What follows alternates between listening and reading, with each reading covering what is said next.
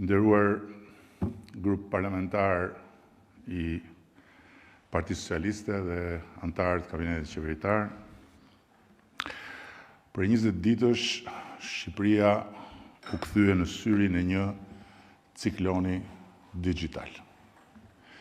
Një vërbull shumë fish më e madhe se sa vetë për masa e vendit tonë, e cila përfshiu bashkëqytetarët tanë, të reja, të rinj, familjar me karroca fëmijësh, patriot digital, punonjës të mirë paguar bankash, komedian të kthyer në kandidat, delirant me qeleshe, intelektual me kapele republike, njerëz nga çdo anë e botës, media sociale dhe tradicionale nga të gjitha kontinentet, organizata vendase dhe të huaja, parti politike në Europë dhe në Shtetet Bashkuara, aktorë të biznesit të turizmit në rajon dhe aktorë shtetëror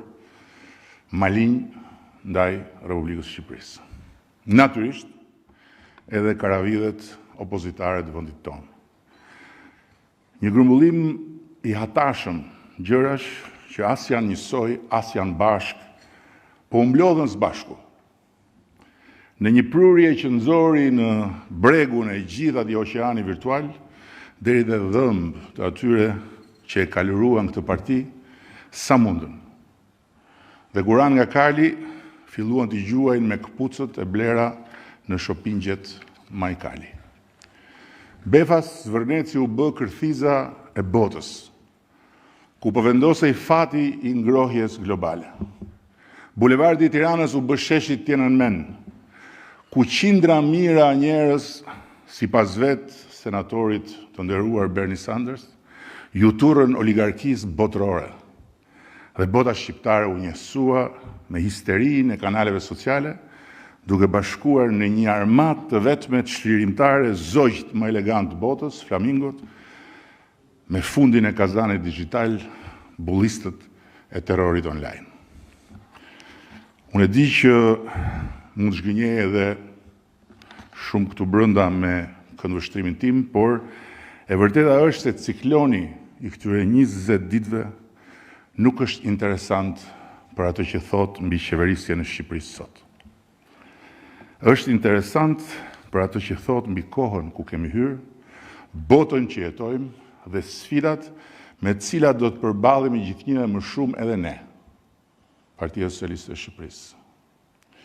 Nëse kjo histori do të kishte ndodhur 10 vjet më parë, do të kishte mbetur në rastin më të mirë një debat shqiptar pa protestë. Do të kishte pasur mbështetës, do kishte pasur kundërshtar, do kishte pasur sherr, po të kishte mbetur këtu, brenda kufive tanë, pavarësisht përfshirjes së amerikanëve, izraelitëve apo të dreqit vetë që u përfshi në këtë histori edhe pa qenë fare pjesë. Ndërsa sot, 10 vjet më pas, brenda 48 orësh, degradimi I dhunshëm I një sherri vulgar mes rojeve të sigurisë private dhe I protestuesit marrë zvarr në një lokalitet Shqipërisë, u bë zanafilla I një lufte globale online, ku nuk mbeti llogore mediatike e planetit, pa shkrehur municionet përkatëse. Jo sepse bota u zgjua një mëngjes e alarmuar për fatin e flamingove të nartës dhe natyrën e Shqipërisë, ku deri dje zhvilloi egërsisht dhe qetësisht nën hundën e pandjeshme të botës, masakra më e përgjakshme e shekullit 21, mbi shpendët dhe kafshët e gjora, që vriteshin për epshin shtazarak të mira gjuetarëve të ardhur nga perëndimi në këtë tokë pa shtet.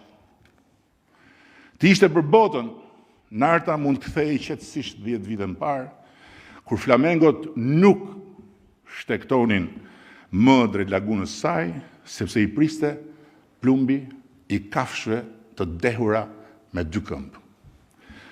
Bota nuk u zgjua prej fatit nartës, po prej emrit të Jared Kushnerit, dhe sigurisht prej hijes së vjerit ti, të cilin e urrem për vdekje, krejt armata globale online që kujtoi se gjeti në bulevardin e Tiranës Waterloon e Donald Trumpit.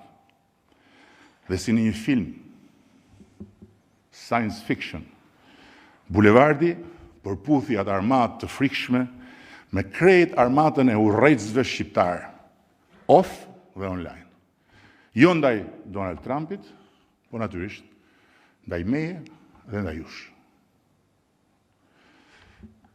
Të cilët i gënjeu mendja fuqishëm se çadra globale e kësaj proteste do të bënte mrekullin që nuk e bëri dot çadra lokale e protestës së lulit tim. Dhe kështu, me sqepin e një zogut vetëm, do laheshin 2 esapet vjetra. Bota e madhe do ta turpronte Trumpin në betejën e nartës, fiks 2073 vjet pas betejës së Palasës, ku Cezari turproi Pompeun, ndërsa armata shurdhuese e influencerësve, followersve, analistëve, dialistëve, opinionistëve, urrejtësve, kinse patriotik dhe mercenarëve digital të vënë dispozicion bujarisht nga armiqtë e Shqipërisë apo nga konkurrentët e saj të egër në industrinë e turizmit, do shpëtonte Shqipërinë nga unë, për llogaritë të karavidheve të opozitës së dukshme dhe të padukshme. Nga llapaqorat e ballibullistat, tek blok revolucionarët e aeroportit, dhe deri tek lukëndryshkurit e vetë familjes son të madhe. Me befasinë ngjashme me atë të një aksidenti fatal që të ndodh sa hapë mbyll syt kur ti je aty, miliona njerëz që nuk dinë as ku ndodhet Zvërneci, dinin saktësisht se çfarë duhet mendonin për Zvërnecin. Jo sepse studiuan Shqipërinë, jo sepse lexuan dokumentacionin, jo sepse analizuan projektin, por sepse tek brishësia e bukur e një zogu identifikuan simbolin e një rezistence antikapitaliste, antitrumpiste, duke gjetur tek ai zog valvulën e shfryrjes së një mlefi total, ku më bukur se asnjëherë u hap edhe një kanal për mlefin kundër meje, kundër jush dhe kundër Partisë Socialiste të Shqipërisë. Ky është, sipas meje, mësimi i parë i kësaj historie.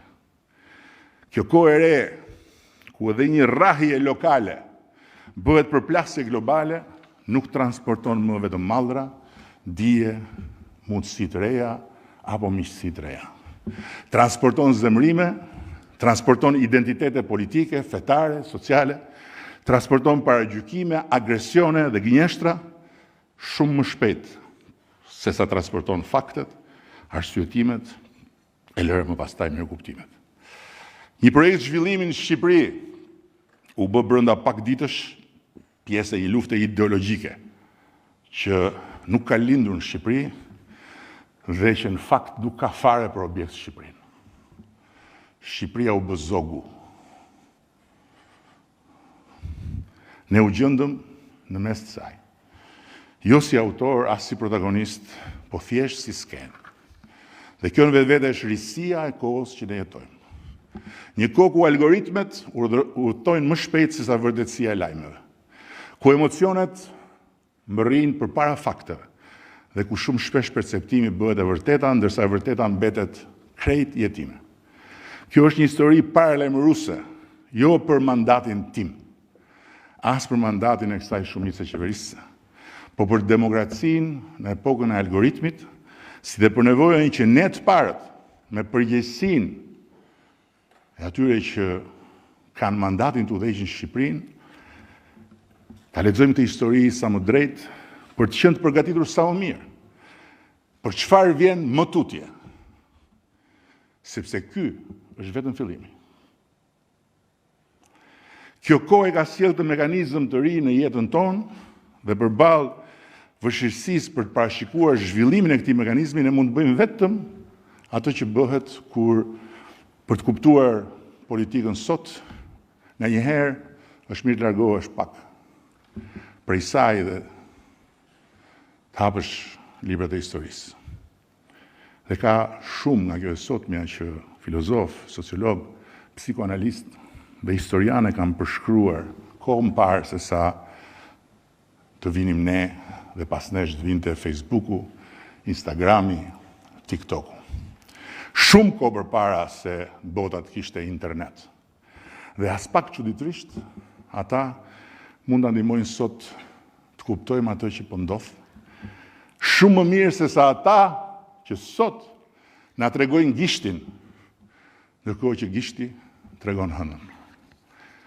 Njëri prej atyre që nuk jetojnë në epokën e internetit, na ndihmon ta kuptojmë shumë më shpejt se sa çdo përpjekje për ta kapur në çfarë shohim rreth rrotull, mekanizmin që ushqen me kaq sukses histerinë e algoritmeve.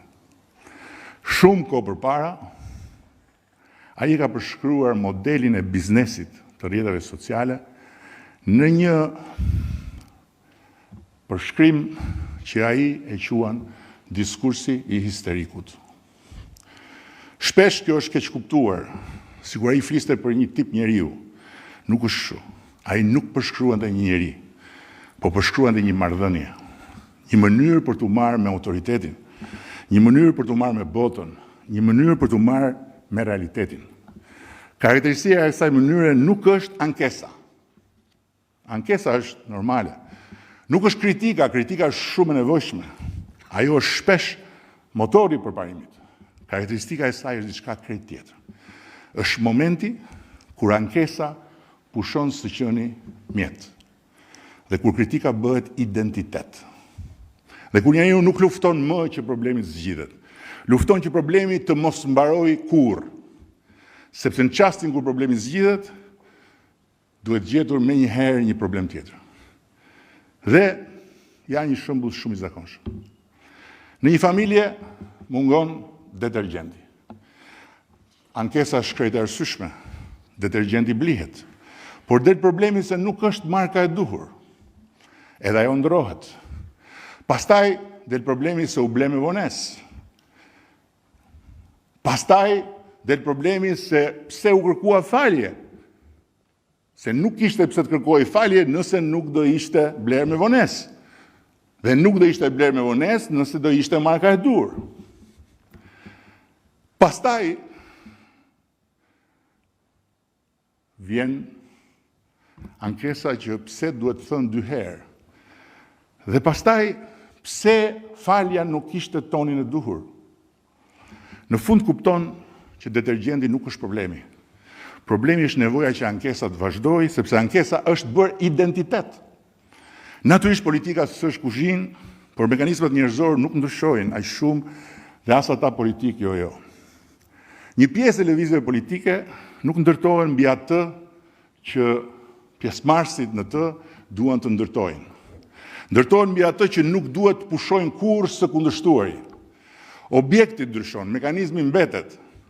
Sot është një projekt, nesër është një ligj, pas nesër është një ministër, më pas është një kryetar bashkie, pastaj vjen një ambasador, pastaj një kompani, pastaj një aleancë, pastaj një roje apo një polic i dehur, pastaj një zonë mbrojtur, pastaj del dhe një zog.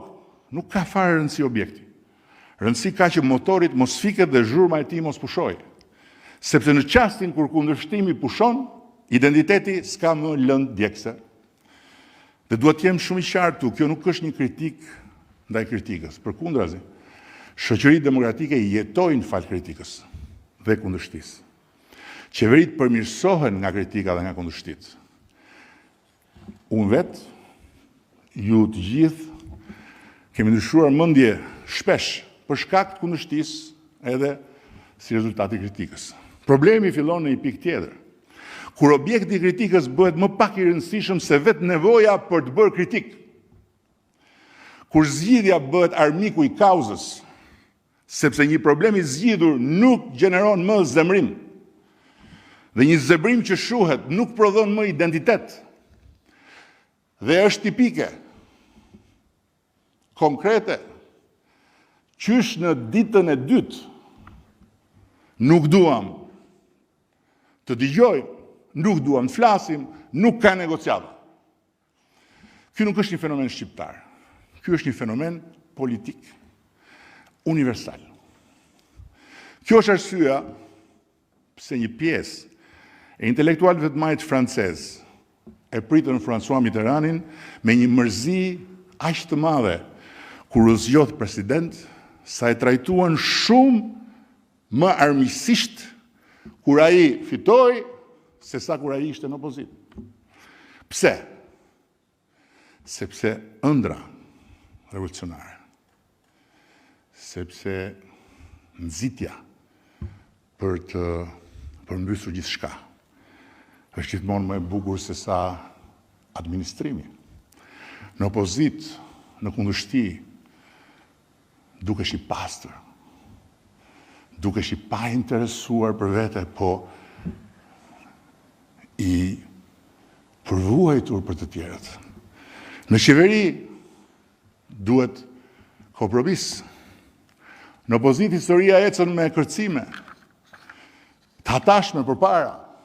Në qeveri ecën me buxhete, me auditime. Në opozitë ndryshon botën dhe me një fjalim, dhe njerëzit kënaqen. Në qeveri ndryshon nene, dhe lajmet e mira t'i marrin për ofendim. I vetmi lajm është kur ndokush nuk e voton një nen. Në opozitë mund të premtosh gjithçka dhe nuk mban përgjegjësi për asgjë. Në qeveri duhet mbledhësh plerat. Në opozitë mund të shpëtosh të gjithë zogjtë e botës. Në qeveri duhet luftosh me gjahtarët që i vrasin ilegalisht. Në opozitë mund t'i kthesh të gjitha pronat. Në qeveri duhet bësh çmos që të krijosh kushtet që prona të trajtohet drejtësisht, por njëkohësisht ku gjithkush të marrë atë që i takon midis tre lloj kategorish pronarësh që kemi. Ata që janë nën, me letrat vjetra, ata që janë mbi, me legalizime, ose kërkesa për legalizime, dhe ata që janë mbi të dy, me letrat e kooperativës. Dhe patjetër,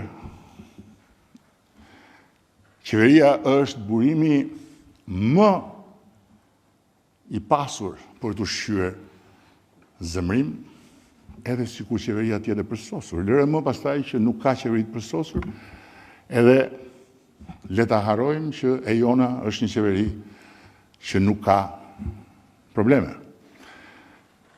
Por thelbi është që qeverisja është gjithmonë jo poetike, ndërsa opozita, sidomos kur merr trajta revolucionare dhe kërkon që çdo punë të fillojë nga e para, duket tërheqëse. Por nëse në kohën e diskursit histerikut, ky ishte vetëm një mekanizëm psikologjik, në kohën tonë tani më ne jemi përballë një industrie. Një industri që është shumë fitimprurse. Kush mendon se me lajket dhe me followers të vet bën politik, ose bën vetëm politik, bën gabim. Me followersat dhe me likeset që ai mbledh, bën shërbimin e atyre oligarkëve më të mëdhenj të planetit që përmes algoritmit dhe përmes platformave pasurohen eksponencialisht çdo ditë. Algoritmi nuk shpërblen qetësinë e varros, sepse qetësia është armik i algoritmit. Algoritmi nuk i shpërblen nuancat, i fsheh, sepse nuancat janë kundërshtare të algoritmit. Algoritmi nuk e do arsyen. Dhe prandaj, në të gjitha studimet e bëra, të gjitha postimet, në të gjitha platformat, të cilat janë të mërzitshme sepse janë të arsyeshme, kanë një shpërndarje shumë më të ngadaltë se sa ato që janë tërheqëse sepse janë skandaloze. Algoritmi është aty për të shpërblyer konfliktin dhe çdo qenie konfliktuale që i vihet atij në dispozicion. Ai shpërblen indignatën dhe ai shpërblen edhe frikësimin e të tjerëve. Sepse frikësimi prodhon klikime. Klikimet prodhojnë kohë. Dhe koha prodhon para. Dhe kështu për herë të parë në histori, ekonomia e vëmendjes është bërë ekonomi politike. Sa më shumë zemrim, aq më shumë shikueshmëri. Sa më shumë shikueshmëri, aq më shumë ndikim. Sa më shumë ndikim, aq më shumë pushtet. Mbi kë? Mbi sklevrit e algoritmeve. Mbi të gjithë ne. Kjo është arsyeja pse sot protestat nuk zhvillohen vetëm në shesh, por kanë nevojë për një shesh thjesht si përfaqësim i një lukunie që proteston në algoritëm. Madje, siç ndodhi këto 20 ditë, sheshi është thjesht një studio televizive e algoritmit. Është vendi ku filmohet materiali për ta ushqyer algoritmin dhe për ta justifikuar atë. Dhe pikërisht këtu fillon sfida më e madhe e demokracive të sotme. Demokracia është ndërtuar për qytetarët, jo për algoritmet. Janë ndërtuar për njerëzit që votojnë, jo për platformat që optimizojnë zemrimin. Kjo është betejë e kohës sonë, s'ka lidhje më me të majtën dhe me të djathtën, me qeverinë dhe me opozitën, por ka lidhje me konfliktin e hapur midis politikës në shërbim të njerëzve, në shërbim të vendit, në shërbim të punës për vendin dhe algoritmit. Politikën në shërbim të njerëzve, politikën në shërbim të vendit, politikën në shërbim të punës të vendit, algoritmi e urren. Dhe unë kam frikë se edhe unë që po flas duke qenë prej vitesh shumë i tërhequr nga zhvillimet e asaj bote, nuk e kuptoj sa e madhe është kjo betejë dhe sa monstruoze ajo mund të bëhet për fëmijët tanë. Kush shkon dhe kërkon një like dhe një follower me zemrim, punon kundër fëmijëve të tij. Dashurit e mi çdo epokë prodhon një figurë të saj karakteristike. Unë nuk dua të bëj këtu asgjë përveç se të përcjell disa nga ato që kam mësuar. Dhe nuk dua që askush ta marrë me të madhe çfarë po them. Po nëse shekulli i 19 prodhoi proletariatin industrial, shekulli 20 prodhoi shoqërinë e mass medias, shekulli 21 po prodhon proletariatin e algoritmit. Një klasë e re që nuk e bashkon puna, e bashkon vëmendja. Nuk e bashkon fabrika, e bashkon ekrani i celularit. Nuk e bashkon prodhimi, e bashkon shija e konsumimit të vetes dhe të jetës në ekran. Dhe mbi të gjitha e bashkon një iluzion shumë i madh, që sa më shumë të dukesh, aq më autoritet ke. Unë nuk kam besuar asnjëherë që demokracia është pronë e ekspertëve, profesorëve apo edhe e politikanëve, sepse është realisht pronë e qytetarëve. Por demokracia nuk ka thënë kurrë se çdo mendim ka të njëjtën peshë mbi çdo çështje. Ajo ka thënë se çdo qytetar ka të drejtën të flasë. Po jo se çdo fjali ka të njëjtën vlerë, sepse liria e fjalës në demokracitë funksionale nuk e ka përmbysur kur deri më sot ligjin e pashkruar të gravitetit të dijes. Dhe mbi bazën e dijes, sa akumuluar për një çështje apo për një tjetër, vendimarrësit kanë marrë vendime. Që nga populli deri tek të zgjedhërit e tij. Demokracia nuk e ka zëvendësuar me diçka tjetër, as përvojën, as përgjegjësinë. Sot, për herë të parë në histori, demokracia po përballet me njeriu që mund mos ketë ndërtuar kur asgjë, që mund mos ketë asnjë shkollë, që mund mos ketë asnjë kompetencë për të folur për atë që merr përsipër të flasë, që nuk i ka thënë kush mirëmëngjes, punë e mbar, dhe që nuk ka administruar kur asnjë zyrë me 3 vetë. Dhe megjithatë, ky tip zgjohet në mëngjes me bindjen që e kupton shtetin më mirë se kushdo, edhe pse mund të jetojë në një anë tjetër të globit. Pse? Sepse algoritmi i ka dhënë atij diçka që dikur fitoi vetëm me vite pune. Dukjen.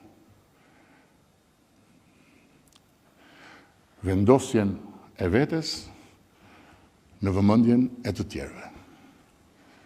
Dhe vendosjen e vetes në vëmendjen e të tjerëve jo me hir, po me pahir. Jo duke bërë ndonjë propozim për atë dheun, po duke thirrur vdekje tradhtarëve të atë dheut. Dhe në kohën tonë, kjo dukje ngatrohet çdo ditë më shumë me autoritetin. Dhe kjo është një tragjedi e vogël e qytetërimit tonë. Autoriteti nuk është më ai që e shohin më shumë njerëz. Autoriteti është ai që mban më shumë përgjegjësi, po algoritmi nuk njeh përgjegjësi. Ai njeh vetëm vëmendje. Ai nuk pyet kush ka ndërtuar, po pyet kush e ndaloi gishtin mbi ekran kur ky budallëk u shfaq, dhe pastaj ti nuk je më i pavarur, ti kujton se je i pavarur. Je i pavarur në raport me ata që kërcënon, se nuk kanë çfarë të bëjnë, po ndërkohë ti je thjesht një sklav i algoritmit që duke të shtuar vëmendjen, të nxit që ti të bëhesh më kërcënues. Dhe nuk ka pikë rëndësie nëse ajo që thuhet është e vërtetë. Nuk ka pikë rëndësie nëse ajo që shpërndahet është e dobishme. Lëre më pastaj të ketë ndonjë rëndësi a është e drejtë apo është e padrejtë. Mjafton të jetë e fortë. Mjafton të jetë tronditse. Mjafton të jetë zemruese. Mjafton të jetë skandaloze. Prandaj jetojmë në një kohë kur britma udhton shumë herë më shpejt se sa argumenti. Kur shpifja jo vetëm udhton shumë më shpejt se përgjinjëstrimi, po ndërkohë që ti e përpjekur të bësh përgjinjëstrimin, 3 shpifje të tjera të kanë parakaluar. Është një garë komplet e pamundur. Emocioni mbërrin shumë më shpejt se arsyeja dhe pastaj merr peng followersat dhe likersat dhe nuk i lë të shohin arsye, po thjesht i nxit të përqafojnë emocionin. Dhe pikërisht në këtë klim ndodh edhe diçka tjetër. Sa herë që krijohet një krizë, sado e vogël, shpërthen një egzaltim kolektiv. Papritur të gjithë ndjejnë nevojën të bëhen pjesë e saj. Jo domosdoshmërisë se kanë diçka për të thënë, jo domosdoshmërisë se kanë lidhje me arsyen pse egzaltimi shpërtheu, por për faktin se është krijuar një skenë për të dukur dhe për të mbledhur me babzi, babzin që algoritmi ta nxit njësoj si droga nxit dikë që të shtoj dozën, like-er, followers. Sa herë keni dëgjuar gjatë gjithë këtyre ditëve nga njerëz që kur në jetën e tyre as nuk e kanë imagjinuar që të përzihen me politikë, me protesta, po janë bërë parallinj me shalë edhe me kremra, që të shfaqen atje bashkë me shalet dhe kremrat e tyre sepse është trendi.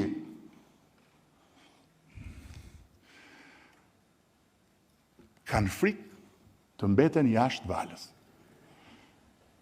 Sepse në ekonominë e vëmendjes heshtja nuk shpërblehet. Shpërblehet vetëm pjesëmarrja. Shpërblehet vetëm ai që ka kurajën të hynë garë.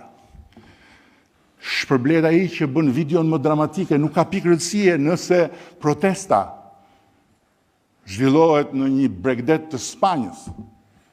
Mjafton që ti vendosësh shenjën Tirana s'ka as det, po kjo nuk ka pikë rëndësie, dhe të vendosësh aty një turm që diçka thot në spanjisht, por me titra lexohet vdekja e Izraelit. Ai që do të bëj postimin më të fortë, ai që do shpallë katastrofën më të afërt, ai që do lajmërojë ndëshkimin më të egër, ai që do parashikojë fundin më spektakolar të kujdo qoftë që është përballë, ai shpërblehet nga algoritmi. Dhe një protest nuk është më protest. Është skenë, është treg. Një treg emocionesh, klikimesh, një treg morali, madje edhe një treg karrierash. Po në të gjithë këtë, ata të karrierave janë më qesharakët.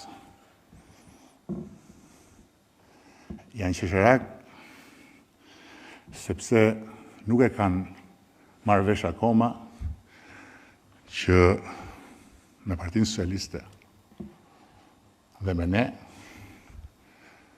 nuk fitohet duke dalë me lugën e ndryshkur në tregun e karrierave të humbura.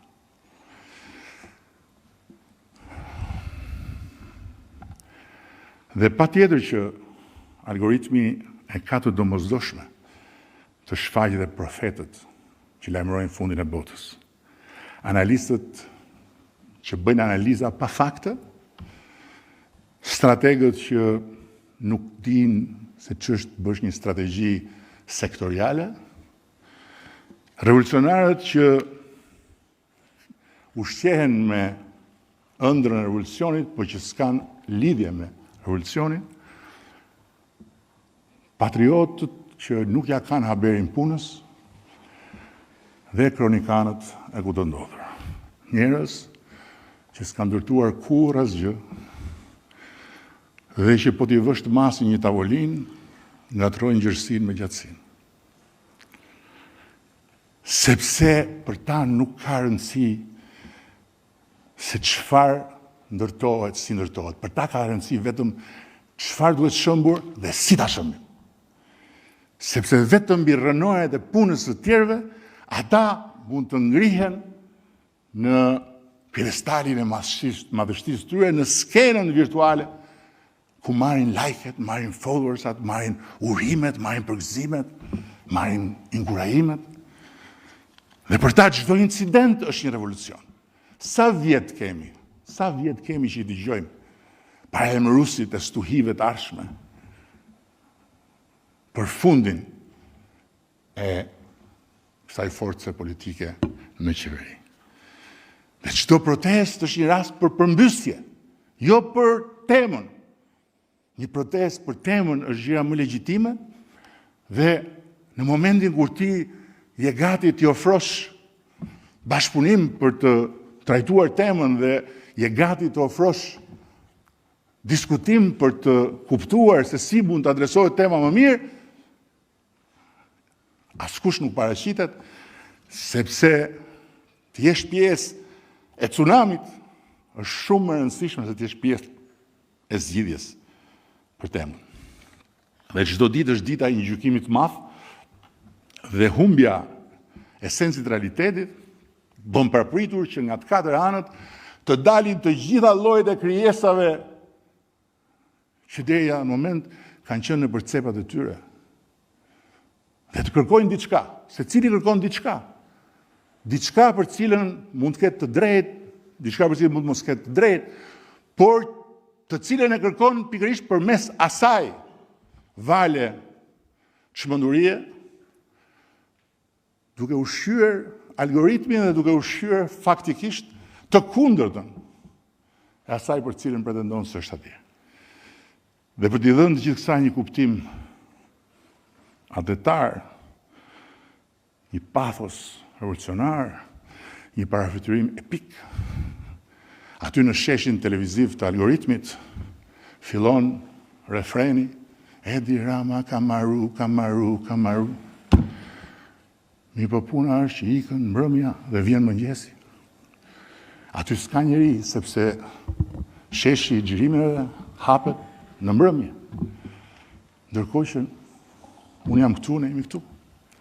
E nesërmja vjen, pastaj vjen një mbrëmje tjetër, dhe një nesërmje tjetër, vitet ikin, profecia vazhdon. Sepse edhe po s'u bëhet vërtet, bëhet virale, dhe ja ku jemi sot. Për dekada me radhë kemi luftuar për lirinë e shprehjes, me drejt. Pa të s'ka demokraci, pa të s'ka opozit, pa të nuk ka qytetar të lirë, po ka vetëm një ferr social. Po ndërkohë pothuajse pa e kuptuar kemi hyrë në një ferr tjetër social. Në një epokë ku problemi nuk është bë mungesa e lirisë shprehjes. Problemi është pakufishmëria e lirisë së shpërndarjes. Jo të zvërtetës, të gënjeshtrës. Sepse sot s'ka më nevojë të censurosh faktet, mjafton t'i mbysësh. Nuk ka nevojë t'i ndalosh, mjafton t'i fundosësh në një oqean trillimesh. Dhe me të drejtën që t'jep zemrimin ndaj një roje sigurie, që të heq zvarr një protestues, të krijosh një ciklon për të kërkuar vdekjen e të gjithë tradhtarëve. Në fundit çfarë rëndësie ka nëse një fakt është i lirë të flas, kur është i rrethuar nga 1 milion gënjeshtra. Kush dëgjohet më shumë? Nëse ti aty i lirë të thuash të vërtetën dhe ndërkohë një kor vërtet një gënjeshtër në çdo fjalë që ti thua. Dhe kjo është një situatë e re e kohës tonë ku fakti dhe gënjeshtra janë thjesht dhe vetëm dy njësi. Të mënyrës se si funksionon algoritmi, që nuk pyet kush ka drejt, po pyet vetëm kush e merr peng më gjatë vëmendjen. Dhe ati i jep shtys. Tjetrit i ul shpërndarjen. Dhe kjo është arsyeja pse sot sfida e demokracisë nuk është vetëm mbrojtja e lirinë e fjalës. Është mbrojtja e lirinë e fakteve. Ta mbrojë lirinë e fakteve duke insistuar që faktet të dëgjohen. Sepse nëse fakti humbet aftësinë të depërtojë në një hapësirë publike, e vërteta nuk është më e lirë. Dhe liria e shprehjes është vetëm teori. Është si t'i japësh dikujt drejtën të flasë në mes një stadiumi, ku 100.000 altoparlant transmetojnë vetëm zhurmë. Ai është i lirë, po e vërteta e tij nuk dëgjohet. Dhe më keq akoma, çfarë kemi parë këto ditë, lidhur me ata që nuk kanë ndarë të njëjtin vendim me sheshin e xhirimeve, është e frikshme. Dhunim i vazhdueshëm online, kërcënime. Unë i kam të panumërta ankesat e njerëzve që mbasi kanë mbyllur profilet e tyre. I kanë marrë kërcënimet në telefonat e tyre. Dhe, natyrisht, ja kanë përcjell policisë. Po edhe policia çfarë do bëj? Me mesazhe që vijnë nga lloj-lloj drejtimesh të paditura. Sfida më e madhe e kohës që jetuam ishte liria shprehjes, sfida më e madhe e kësaj kohë është liria e fakteve. Sepse demokracitë nuk rrezikohen vetëm nga ata që ndalojnë të vërtetën të flasë. Rrezikohen nga ata që e mbysin në një lumë të pafund gënjeshtërsh. Shikoni Fatos Lubonjën. E kam sjell në këtë mes si emër edhe një herë tjetër, pas shumë vitesh që Fatos Lubonja me të njëjtën pafytyrësi të atyre që mbronin gënjeshtrën që atë e mbajtin burg dhe i kërkonin llogari për gjëra që si kishte bërë, duke i prezantuar dëshmitar të rrem dhe duke i ngritur akuza alucinante, kërkon llogari nga unë për Arubën. Fatos Lubonja. Aruba. Edi Rama thot, duhet t'japë llogari për Arubën. Unë di që në të gjithë historinë e njerëzimit që kur janë vendosur rregullat e qytetërimit romak, llogaria jepet mbi bazën e fakteve. Dhe kur nuk i takon atij që akuzohet që të provojë që ai nuk është ai për të cilën akuzohet.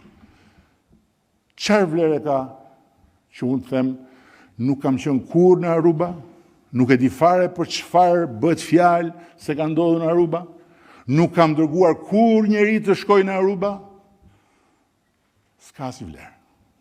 Fare. Sepse ndërkohë Aruba është bërë vërtet.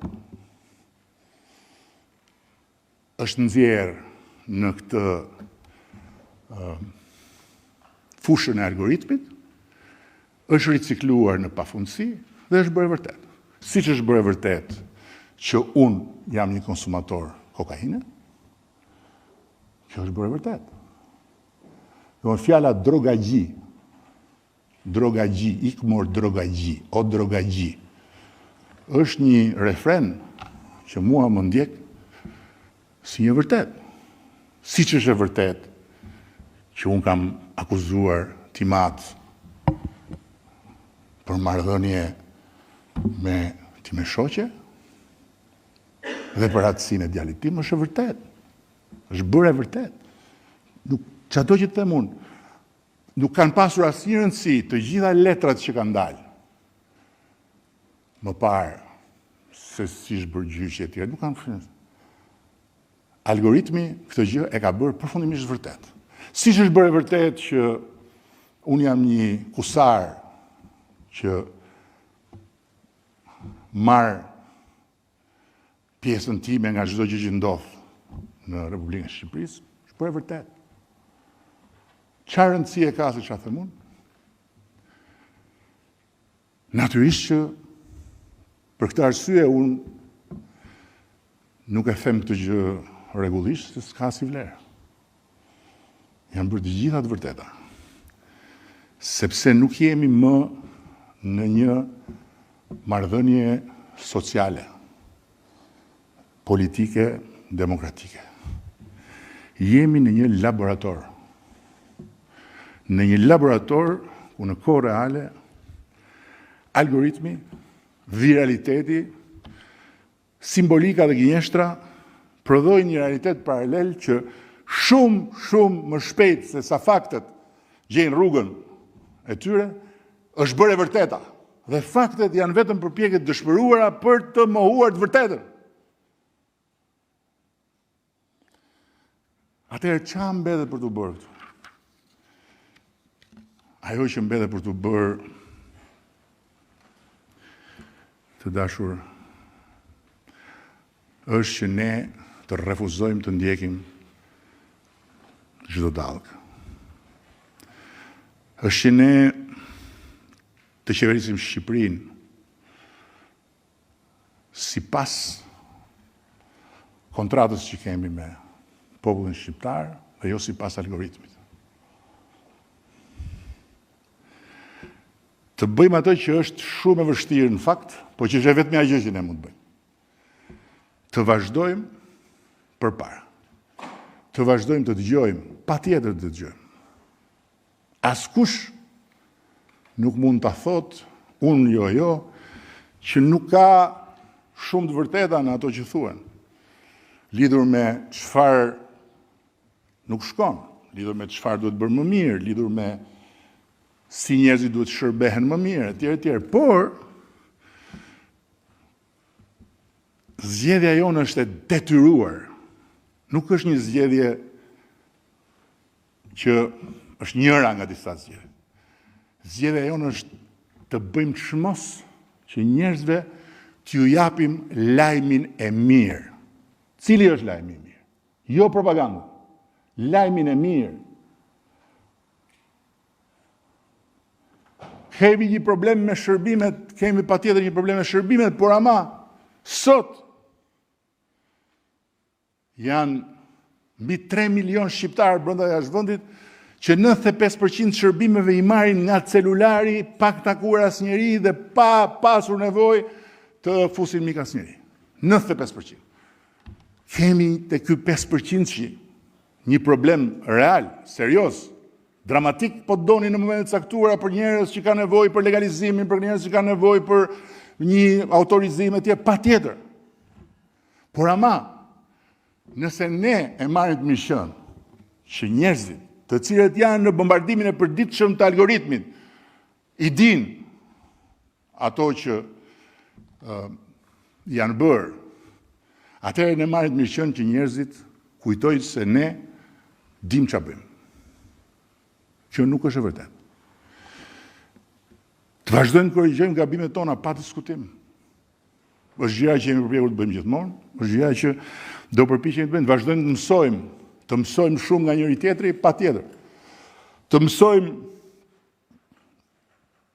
me njëri tjetrin ne, të tjerët, aty ku mundemi, dhe të mësojmë nga tjerët gjithmonë.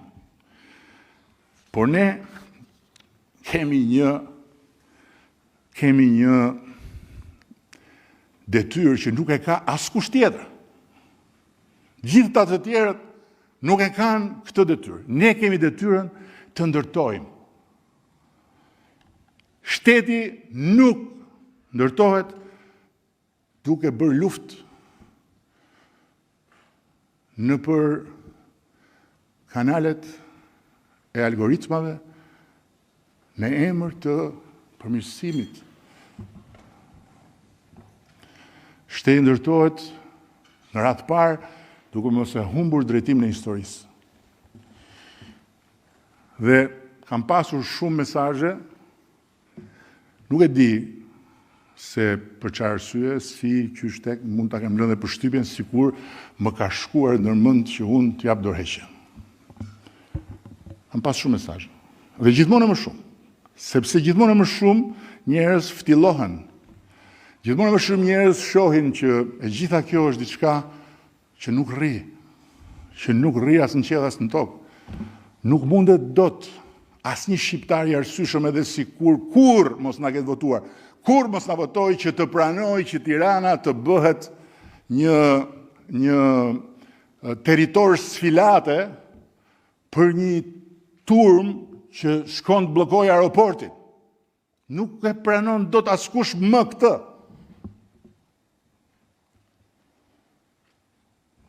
Është e pamundur. Dhe natyrisht tërheqja pak nga pak e atyre që shkuan atje për të dalë në skenë dhe mbetja e një grupi ku ka një përzierje të hatashme. Dhe është një përzierje, siç e thon këta patriotë digital, mbarkombëtare. Vin njerëz nga Kosova, vin njerëz nga Maqedonia, vin njerëz nga territore të tjera për të shpëtuar Shqipërinë në emër të shqiptarëve. Ulërin të mblidhet këtu kombi. Ndërkohë që njerëzit që funksionojnë me arsye, edhe ata të bankave, të mirë paguarit, më të paguarit, me meritën e tyre, e kuptojnë shumë mirë që këtu ka diçka që nuk shkon fare. Dhe si kam dhënë përgjigje kujt, sepse më zhdukur por Kur ka momente tilla, kam shumë kënaqësi të kujtoj një hollësi tek Homeri. Kur Odiseu afrohet pranë sirenave dhe refuzon që të mos i dëgjoj. Përkundrazi, ai insiston që t'i dëgjoj. Sepse vetëm ai që i dëgjon kupton se sa i madh është tundimi në një mënyrë ose në tjetër. Por ai bën dhe gjë tjetër. Lidhet shumë fort mbas direkut të anijes, jo se s'ka besim tek vetja, por sepse ai nuk e negocion destinacionin. Dhe atë që vetja në një dekik të vetme mund t'ja bëj duke e hedhur në ujë pas sirenave, ai e ndalon me litarët që lidh veten tek direku. Sepse ai e di që çdo gjë mund ndodh, por qëllimi është çka e ka çuar deri aty dhe çka e çon deri në fund. Dhe unë mendoj që kjo e Odiseut është metafora më e jashtëzakonshme e leadershipit dhe e qeverisjes. Një qeveri nuk ka drejt mbyll veshët. Përkundrazi, një qeveri duhet dëgjoj. Një qeveri duhet ta dëgjoj dhe patjetër një grup parlamentar, flas për një grup qeverisës, duhet ta dëgjoj edhe gjithçka që thuhet në atë sheshin e xhirimeve për algoritmin. Dhe nga diskutimet e para është shumë e qartë që janë dëgjuar. Duhet dëgjoj kritikën, edhe zemërimin. Nuk është e mundur që një qeveri ta skualifikoj duke ja hedhur të gjithë fajin algoritmit. Nuk është ky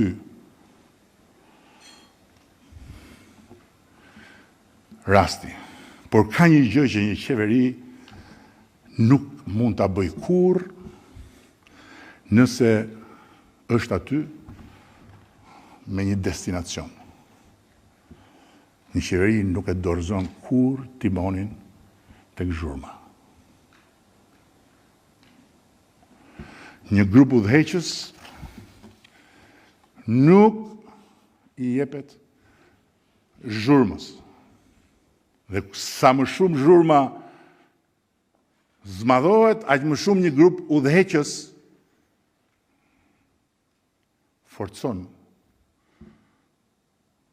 identitetin e vet duke bashkuar të gjithë në emër të destinacionit.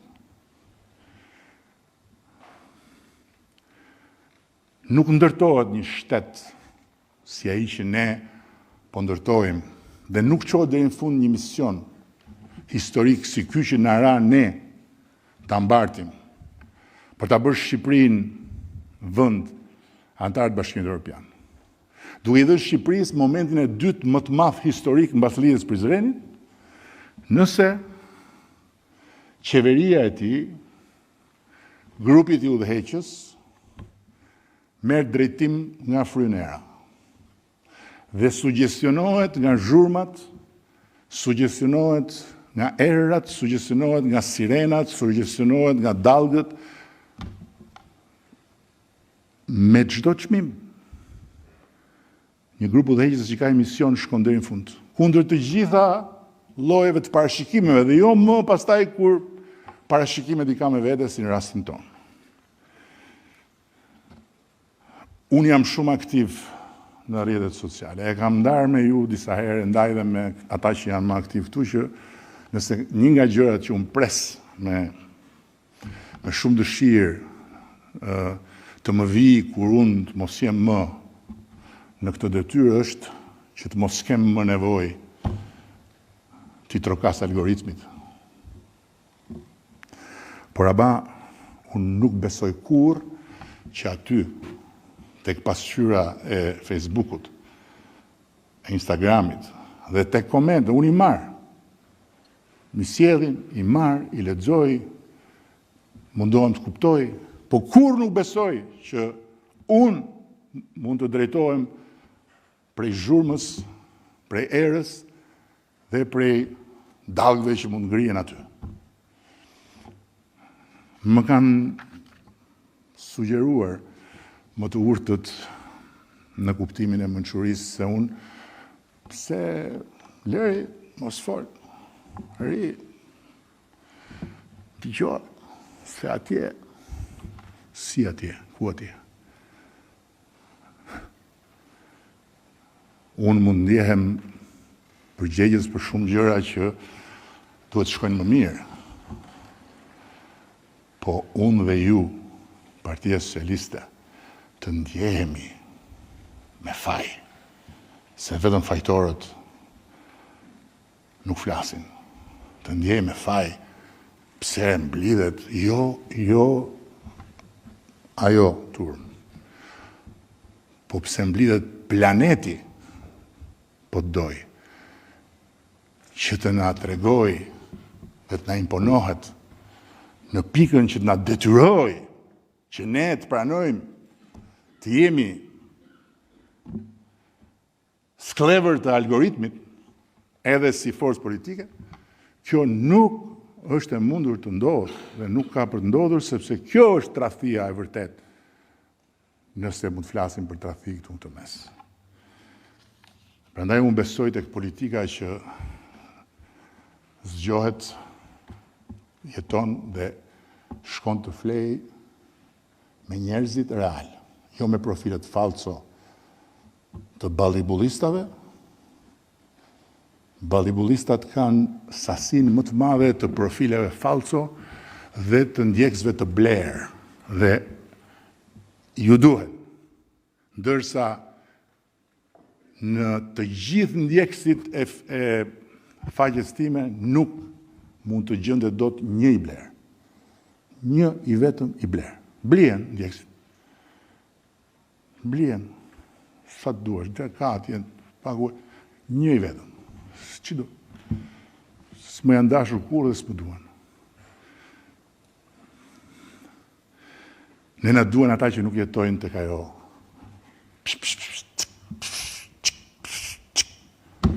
Na duan ata që nuk maten me sa ndjekës ka. Ata janë forca jonë. Ata që bëjnë që Shqipëria sot të ketë parametrat më të mirë që ka pasur ndonjëherë në çdo aspekt. Jo më të mirë dhe mundshëm, po më të mirë që ka pasur ndonjëherë. Ata që bëjnë që Shqipëria sot të jetë një vend ku këtë vit bizneset e vogla të hapura deri tani që flasim janë numri më i madh i bizneseve të reja të krijuara në të njëjtën periudhë në vitet më pashme. Ata nuk patjetër shohin, patjetër bien dhe prenë në një moment. Por ata duan të dinë të tjera gjëra dhe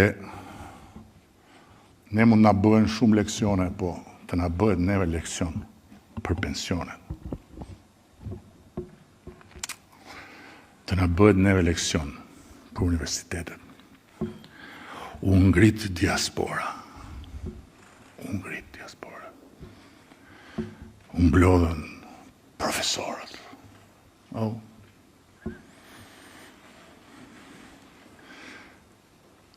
Ka një element që nuk e hoqa, sepse u bëheshin shumë, po ka një element tjetër që e tregon historia dhe që na e tregojnë ata që kanë menduar për si zhvillohet bota përpara sa të vinte interneti etj. Ky element quhet pakënaqësia e pritshmërive.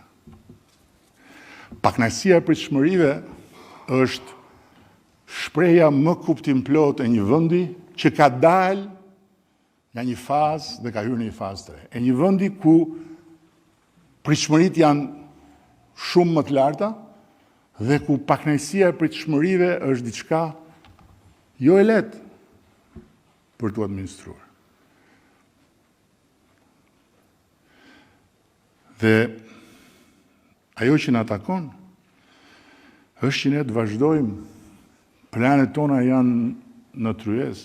Unë e di ka edhe intelektual të familjes tonë politike që thonë kjo karta e BE-s është kartë e lodhur. Është edhe një çik si shprehje e faktit që edhe Edi Rama sikur nuk ka më atë që e lodhur kjo karta e BE-s, duhet ka diçka që të gjithë këta që kanë studiuar kartat e mia me kaq pasion i keni atje te sheshi Xhirimit. Kështu që kush nuk do të shkojë te sheshi Xhirimit, se do ketë shumë sheshi Xhirimi kjo kohë. Të ri këtu në Partinë Socialiste dhe të shikoj mirë që unë nuk kam karta të mia. Karta e BE-s është karta e historisë së Shqipërisë. Dhe karta e BE-s ka brenda të gjitha gjërat për cilat flasin dhe ata që janë aty në protest për arsye gjenuine, që ishin, s'kam më aty për arsye gjenuine. Ata që ishin për arsye gjenuine nuk janë më aty. Dhe ne nuk jemi këtu për të fituar numrin e klikimeve të ditës. Ne jemi këtu për të fituar Shqipërinë 2030 në Bashkimin Evropian. Është edhe një thirrje për një marrëveshje të re, për një Shqipëri të re. Dhe kam parë që ka edhe shpirtrat humbur këtu që në familjen tonë politike që duan një Shqipëri të re. Fair enough. Mezi pres që të na sjellin draftin e Shqipërisë së re, të shkruar. Dhe patjetër jemi gati të bëjmë një marrëveshje të re për një Shqipëri të re. Po kam frikë se drafti nuk do vi kurrë. Sepse Shqipëria e re është njësoj si të gjitha siluetat e flamingove, njërën prej cilave e mbante Fatos Lubonja. Fatos i poshtë, flamingo lartë edhe Shqipëria e re. Do kritikohemi, do sulmohemi, por ne kemi detyrimin mos zgjedhim rrugën më të lehtë, mos zgjedhim rrugën e zgjidhjeve të hëpërhëshme që na lehtësojnë nga një presion,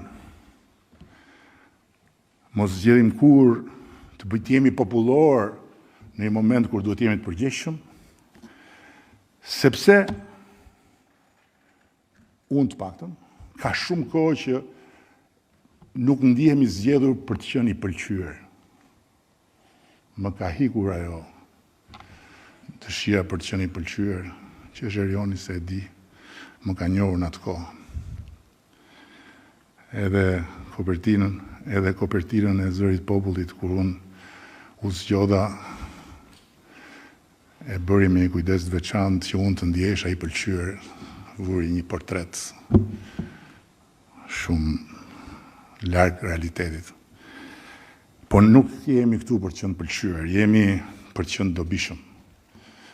Dhe këtu ka një ndryshim shumë të madh midis qenit i pëlqyer dhe qenit i dobishëm.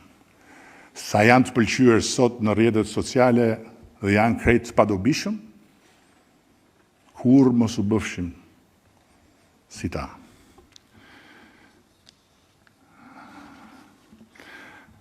Prandaj Shqipëria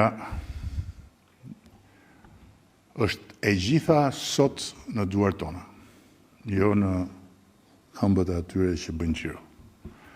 Nuk është një hashtag Shqipëria. Shqipëria nuk është një flamingo që merret zvarr për të dukur bukur. Shqipëria është një vend që sot është në një luftë të madhe me vetveten dhe Bashkimi Evropian është i taka jonë. Le të këndojnë sirena dhe atë punë kanë, ne kemi një punë tjetër. Unë bashkë me ju. Ne kemi detyrë ta çojmë Shqipërinë tek ai breg me çdo kusht. Dhe mos u çudisni fare që në këtë rrugë do të kemi shumë të tjerë që do të na dalin. Anash mbrapa përballë, se kjo nuk është puna agjenturash në kuptimin klasik. Nuk kemi tek fije që priten. Ne kemi fakte. Sa të duash. Jemi në një kohë kur fal algoritmit dhe botës pa kufi, vinë mercenarët digital edhe nga vende që ti nuk e mendon që ishte shënjestër e tyre. Për arsye nga më të ndryshmet.